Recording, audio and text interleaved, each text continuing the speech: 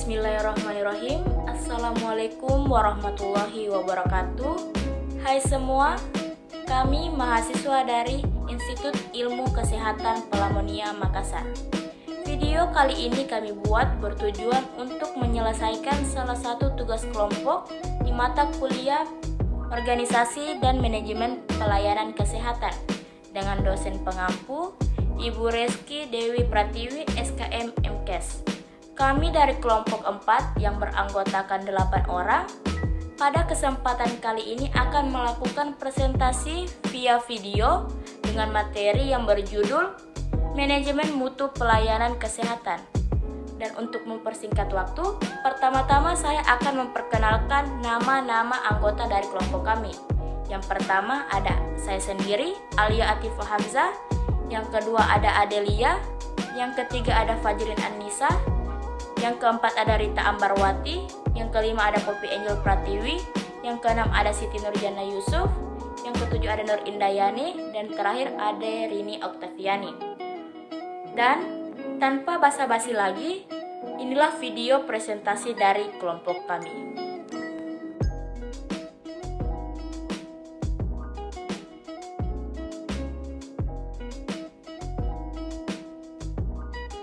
Melanjutkan tentang pengertian mutu pelayanan kesehatan, yaitu derajat kesempurnaan pelayanan akan pelayanan kesehatan yang sesuai dengan standar profesi dan standar pelayanan dengan menggunakan potensi sumber daya yang tersedia di rumah sakit atau puskesmas secara wajar, efisien dan efektif, serta diberikan secara aman dan memuaskan, baik norma, etika, hukum, dan sosial budaya, dengan memperhatikan keterbatasan dan kemampuan pemerintah dan masyarakat konsumen.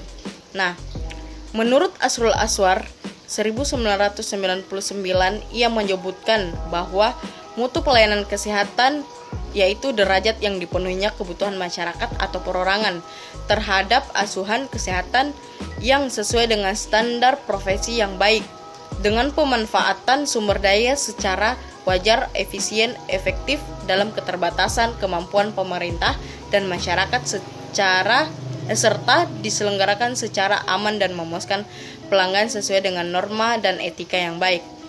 Nah, menurut Zimmerman Mary dalam Herlameng 2016, ia menyatakan bahwa mutu pelayanan kesehatan memenuhi dan melebihi kebutuhan dan harapan pelanggan sesuai peningkatan yang berkelanjutan atas seluruh proses pelanggan meliputi baik pasien, keluarga, dan lainnya.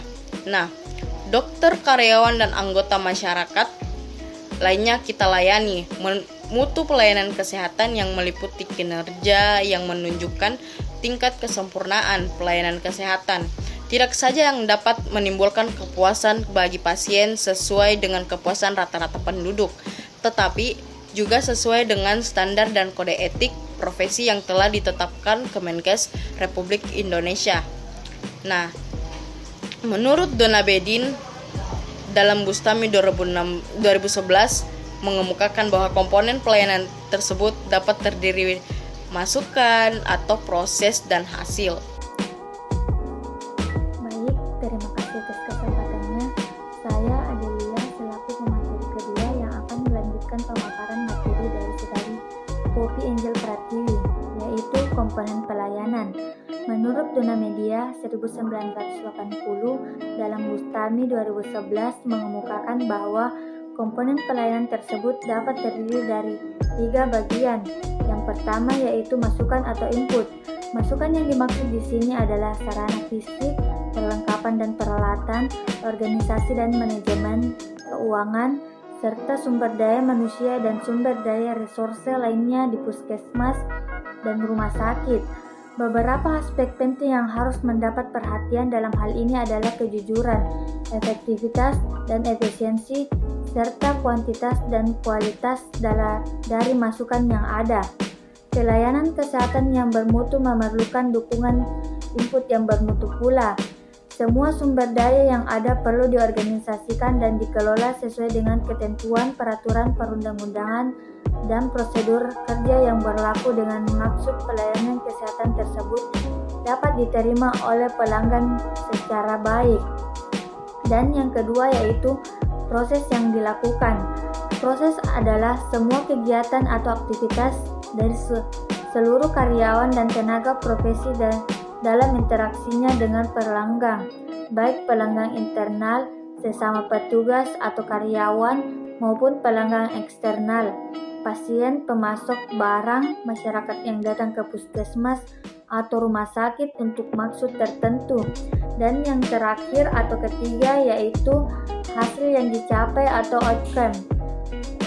Hasil atau outcome yang dimaksud di sini adalah tindak lanjut dari keluaran berupa hasil atau akhir kegiatan dan tindakan tenaga profesi serta keseluruh karyawan terhadap pelanggan.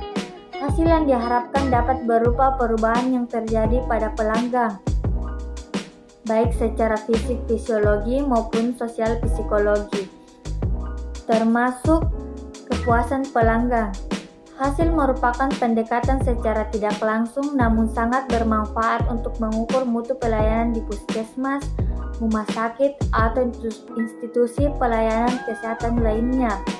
Logika yang dapat dipakai adalah jika masukan telah tersedia sesuai rencana, maka proses akan bisa terlaksana. Apabila proses dilaksanakan sesuai yang direncanakan berdasarkan standar yang ada, maka hasil akan tercapai dengan baik. Perkenalkan, nama saya Alia Atifah Hamzah. Di sini saya akan menjelaskan tentang perspektif mutu pelayanan kesehatan. Perspektif mutu pelayanan kesehatan untuk setiap orang akan berbeda-beda. Contohnya pasien, masyarakat, organisasi masyarakat, pemberi pelayanan kesehatan, pemerintah, dan dinas kesehatan itu akan memiliki persepsi yang berbeda-beda. Perbedaan tersebut dapat terjadi karena adanya perbedaan latar belakang, perbedaan pendidikan, pengetahuan, pekerjaan, pengalaman, lingkungan, maupun kepentingan. Di sini saya akan mengambil contoh tentang perbedaan yang diakibatkan perbedaan latar belakang. Perbedaan latar belakang itu contohnya seseorang masyarakat biasa dengan seseorang yang memiliki latar belakang tenaga kesehatan. Mereka akan memiliki perspektif yang berbeda-beda tentang pemberian mutu pelayanan kesehatan. Jadi untuk masyarakat biasa itu akan beranggapan bahwa mutu pelayanan kesehatan yang baik itu dengan pemberian pelayanan yang baik, sopan, tanggap, terus jangka waktu penyembuhannya itu cepat. Itu sudah cukup untuk mereka menganggap bahwa mutu pelayanan kesehatan di suatu rumah sakit itu bagus gitu dari pelayanannya. Di sini sementara untuk orang yang memiliki latar belakang tenaga kesehatan itu memiliki perspektif atau persepsi yang berbeda. Mereka akan menganggap mutu pelayanan kesehatan yang bagus itu jika rumah sakit dapat memenuhi peralatan yang lengkap, terus metode-metode yang mereka berikan itu bagus untuk penyembuhan dan lain. Itu sudah memiliki perbedaan perspektif dari perbedaan latar belakang. Di sini saya akan menjelaskan tentang beberapa perspektif mengenai mutu pelayanan kesehatan menurut Wiono yang dia keluarkan pada tahun 1999. Yang pertama yang saya akan jelaskan itu bagi pemakai jasa pelayanan kesehatan atau masyarakat. Lebih tepatnya pasien. Mereka ini akan melihat layanan kesehatan yang bermutu itu sebagai suatu layanan kesehatan yang dapat memenuhi dan diselenggarakan dengan cara yang sopan, santun, tepat waktu, seperti yang telah saya jelaskan tadi. Pandangan pasien ini tuh sangat penting karena dapat membentuk pemikiran atau tanggapan masyarakat luar tentang mutu pelayanan kesehatan suatu rumah sakit itu menjadi baik. Jadi jika masyarakat atau pasien tersebut mendapatkan pelayanan yang baik, dia tuh akan bercerita entah ke tetangga, ke teman, sanak saudara. Jadi image dari rumah sakit itu akan bagus tentang pelayanan kesehatannya. Terus yang kedua yang akan saya jelaskan di sini itu bagi pemberi layanan kesehatan. Nah, pemberi layanan kesehatan atau yang disebut dengan provider, contohnya dokter, terus perawat dan lain-lain sebagainya itu akan menganggap pelayanan kesehatan yang baik itu dilihat dari ketersediaan peralatan, prosedur kerjanya, dan protokol kebebasan profesi dalam melakukan setiap pelayanan kesehatan. Di sini sudah terlihat perbedaannya bagi masyarakat dan bagi pemberi layanan kesehatan. Di sini yang ketiga saya akan jelaskan itu bagi penyandang dana pelayanan kesehatan atau biasanya yang kita sebut pemberi asuransi. Ya biasanya yang paling banyak kita pakai itu BPJS. Nah, di sini mereka akan menganggap mutu pelayanan kesehatan itu bagus jika layanan kesehatan yang efektif atau efisien, pasien itu yang diharapkan dapat disembuhkan dalam waktu yang singkat. Begitu. Jadi dalam pendanaannya itu lebih murah, lebih ringan, sehingga bagi mereka pelayanan kesehatannya itu akan bagus dari dilihatnya cepatnya mereka pelayanan kesehatan tersebut dalam penanganan, terus jangka waktu penyembuhannya. Di situ sudah bisa dilihat bahwa pelayanan kesehatan itu baik menurut mereka. Selanjutnya itu yang saya akan jelaskan bagi pemilik sarana layanan kesehatan. Di sini pemilik sarana layanan kesehatan itu atau yang punyalah akan beranggapan bahwa layanan kesehatan yang bermutu itu merupakan layanan kesehatan yang dapat menghasilkan pendapatan yang mampu menutupi biaya operasional dan pemeliharaan, tetapi dengan tarif yang masih bisa dijangkau oleh pasien atau masyarakat, sehingga masyarakat terus berulang jika sakit, ada keluarga yang sakit tetap membawa ke rumah sakit tersebut. Nah, sehingga bagi pemilik sarana tersebut bisa mendapatkan keuntungan juga. Yang selanjutnya bagi administrator layanan kesehatan. Nah, walau administrator ini tidak turun langsung dalam memberikan layanan kesehatan, yaitu bertanggung jawab dalam masalah mutu layanan kesehatan. Administrator dapat menyusun prioritas dalam menyediakan apa yang menjadi kebutuhan pasien, terus harapan pasien apa, serta pemberi layanan kesehatan itu apa saja yang dibutuhkan oleh pemberi layanan kesehatan, entah dari peralatan, yaitu dapat mencatat, mendata hal-hal tersebut. Sekian dari saya. Terima kasih. Baik, terima kasih atas kesempatan yang diberikan kepada saya. Saya Siti Nurjana Yusuf akan melanjutkan pemaparan materi dari teman kelompok saya, yaitu standar mutu pelayanan kesehatan. Untuk menjaga pelaksanaan program pelayanan kesehatan agar tetap terpedoman kepada standar yang telah ditetapkan, maka disusunlah pedoman petunjuk pelayanan kesehatan, yaitu pernyataan tertulis yang disusun secara sistematis dan yang dipakai sebagai pedoman oleh pelaksanaan dalam mengambil keputusan atau dalam melaksanakan pelayanan kesehatan. Untuk mengukur tercapainya atau tidaknya standar yang telah ditetapkan, maka dipergunakan indikator, yaitu ukuran kepatuhan terhadap standar yang telah ditetapkan.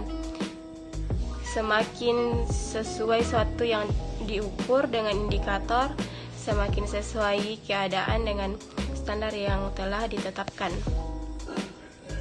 Menurut Herlambang 2016, sesuai dalam peranan yang dimiliki oleh masing-masing unsur pelayanan kesehatan, standar dalam program menjaga mutu secara umum dapat dibedakan menjadi dua macam, yaitu yang pertama standar persyaratan minimal. Standar persyaratan minimal adalah yang menunjukkan pada keadaan minimal yang hanya dipenuhi untuk dapat menjamin terselenggaranya pelayanan kesehatan bermutu. Di sini masih terbagi menjadi dua, yaitu standar masukan. Dalam standar masukan ditetapkan persyaratan minimal, unsur masukan yang diperlukan untuk dapat menyelenggarakan pelayanan kesehatan yang bermutu, yaitu jenis, jumlah, dan kualifikasi tenaga pelaksanaan, jumlah dan spesifikasi pada tenaga pelaksanaan, serta jumlah dana. standar tenaga, standar sarana. Yang kedua yaitu standar lingkungan. Dalam standar lingkungan ditetapkan persyaratan minimal unsur lingkungan yang diperlukan untuk dapat menyelenggarakan pelayanan kesehatan yang bermutu, yaitu garis-garis besar kebijakan, pola organisasi, serta sistem manajemen yang harus dipenuhi oleh setiap pelaksana pelayanan atau standar organisasi dan manajemen. Yang ketiga yaitu standar proses. Dalam standar proses ditetapkan persyaratan minimal unsur proses yang harus dilakukan untuk dapat menyelenggarakan pelayanan kesehatan yang bermutu, yaitu tindakan medis dan tindakan non-medis pelayanan kesehatan atau standar tindakan. Yang kedua yaitu standar penampilan minimal. Standar penampilan minimal adalah yang menunjukkan kepada penampilan pelayanan kesehatan yang masih dapat diterima. Standar ini karena menunjukkan kepada unsur keluaran disebut dengan nama standar keluaran atau standar penampilan. Untuk dapat meningkatkan mutu pelayanan kesehatan, keempat standar ini perlulah dipantau serta dinilai secara objektif dan berkesinambungan. Apabila ditemukan penyimpangan, perlu segera diperbaiki. Pemantauan dan penilaian standar ini diukur dari indikator yang sesuai, yang secara umum dapat dibedakan menjadi 4 macam, yaitu indikator masukan, indikator proses, indikator lingkungan, serta indikator keluaran. Baik, itulah tadi pemaparan materi dari saya. Saya kembalikan kepada moderator. Saya atas nama Nur Indahyani. Di sini saya akan menjelaskan mengenai langkah pengukuran mutu. Langkah pengukuran mutu dibagi menjadi 4 langkah. Yang pertama, pembentukan kelompok jaminan mutu pelayanan kesehatan.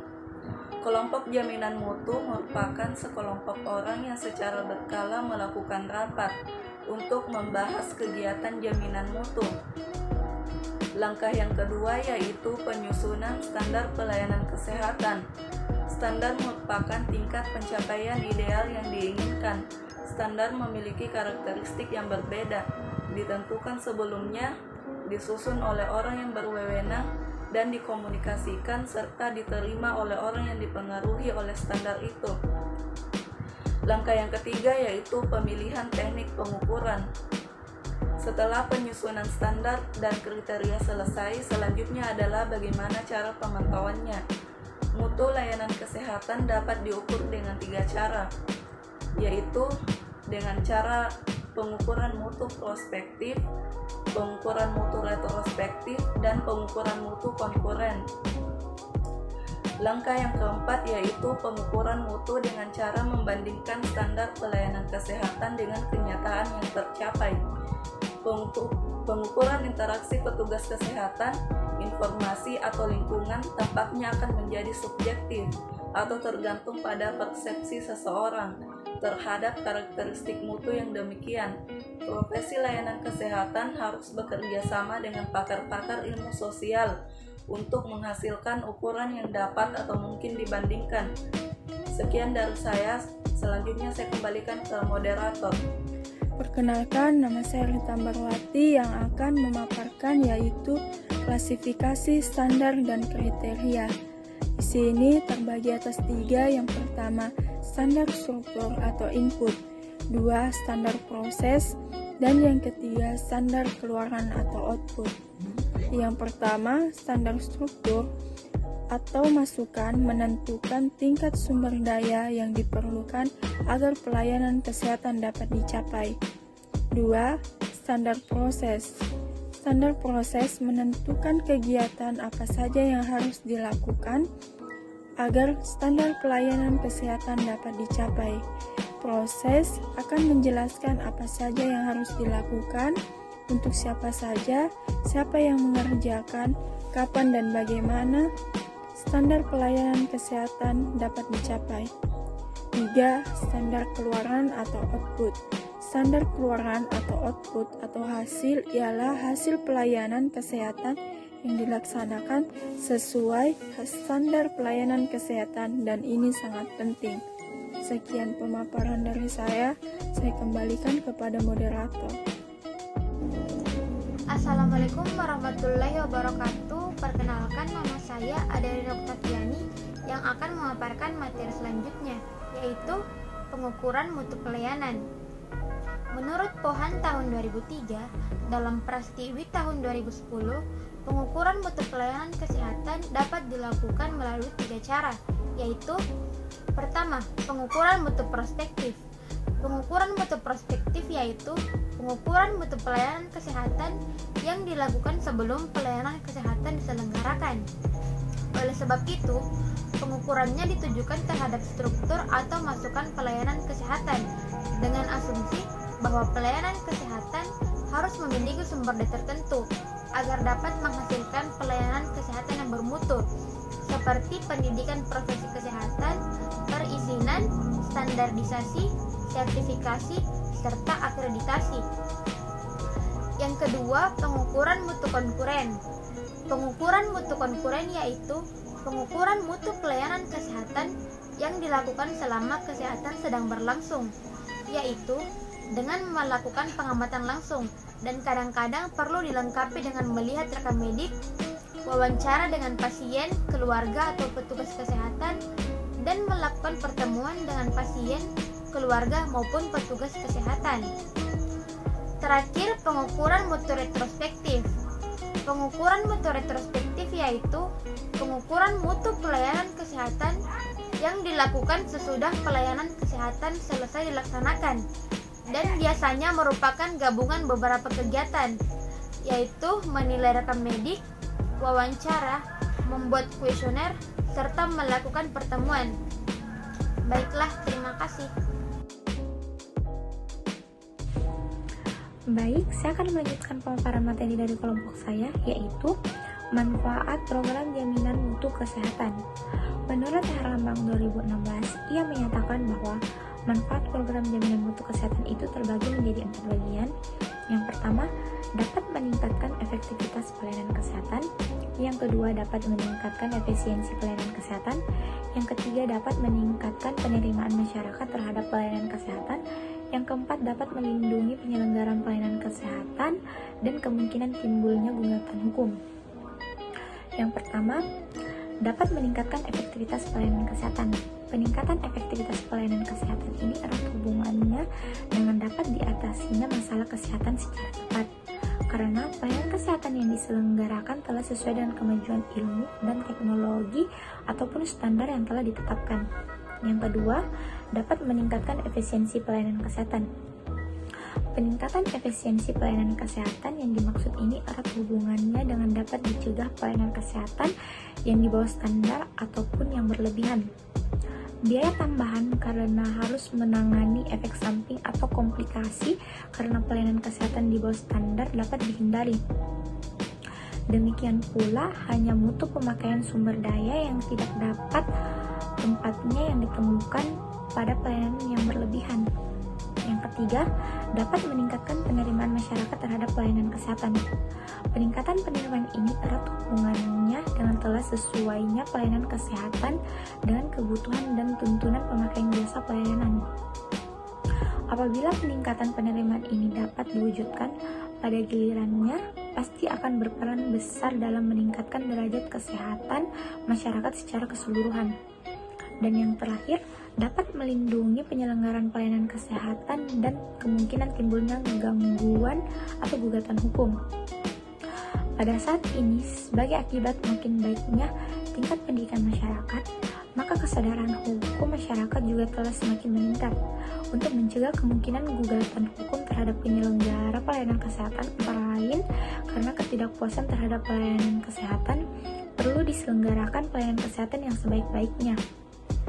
Dari uraian tersebut, mudah dipahami bahwa berselenggaranya program menjaga mutu pelayanan kesehatan mempunyai peranan yang besar dalam melindungi penyelenggaraan pelayanan kesehatan dan kemungkinan timbulnya gugatan hukum, karena memang pelayanan kesehatan yang diselenggarakan telah terjamin mutunya. Baik, itulah pemaparan materi dari saya sendiri. Saya kembalikan kepada moderator. Itulah tadi pemaparan materi dari kelompok kami. Selanjutnya saya akan menyampaikan kesimpulan dari materi kami kali ini, yaitu mutu pelayanan yang baik memberikan dampak yang positif bagi kesembuhan pasien, sesuai dengan hakikat pelayanan dasar dari pelayanan kesehatan, dan memenuhi kebutuhan serta tuntutan para pemakai jasa pelayanan kesehatan. Dalam rangka meningkatkan mutu pelayanan pasien dan menjamin keselamatan pasien, maka rumah sakit perlu mempunyai program peningkatan mutu dan keselamatan pasien. Oke, mungkin cukup video presentasi dari kelompok kami. Kurang dan lebihnya mohon dimaafkan, dan saya mengucapkan terima kasih karena sudah menyaksikan video kami kali ini. Dan saya akhiri presentasi kami kali ini dengan mengucapkan wassalamualaikum warahmatullahi wabarakatuh.